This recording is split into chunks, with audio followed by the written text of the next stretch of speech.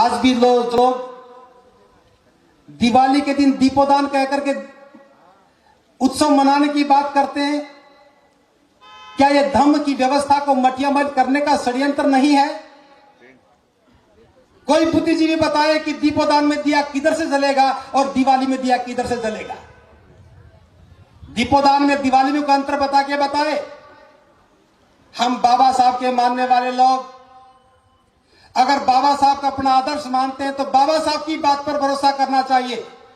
अगर दिवाली दीपोदान होती तो बाबा साहब बता करके जाते। 14 अक्टूबर 1956 को बाबा साहब बुद्ध की शरण में गए। उन्हें अच्छी तरह से याद होगा कि 20 दिन के बाद दिवाली आने वाली है, लेकिन जिक्र तक नहीं किया। अगर उस समय भूल भी गए होते तो 20 दिन के बाद याद आ जाता। लेकिन बाबा साहब जानते थे कि यह हमारा उत्सव नहीं है, जिक्र करने की आवश्यकता नहीं है। जो हमारा नहीं है उसका जिक्र क्यों करें। लेकिन उत्तर भारत में बहुत सारे विद्वान पैदा हो गए जो बाबा साहब से ज्यादा विद्वान, जो बाबा साहब नहीं खोज पाए उन्होंने खोज लिया।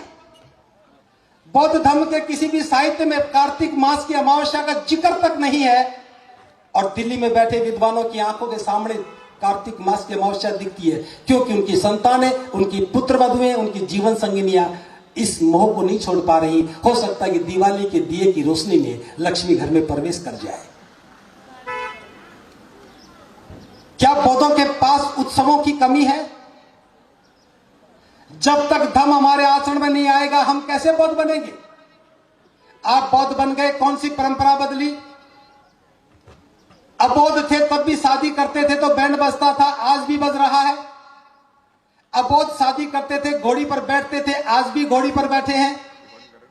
अबौद्धों की शादी होती थी तो पी करके नाचते हैं, आज भी पी करके नाचते हैं। जहां भी जब भी दावत थी आज भी दावत है, वहां भी दहेज था यहां भी दहेज है। कौन सी परंपरा बदली? बस एक परंपरा बदल दी। जहां पहले पुरोहित आता था लाल कपड़ा कंधे पर टांग करके, आज चीवर पहने हुए पुरोहित आता है। बस फर्क इतना सा हो गया। अगर बौद्ध धर्म को बचाना है तो जन्म से लेकर के मृत्यु तक के सारे संस्कार बौद्ध रीति से करने पड़ेंगे।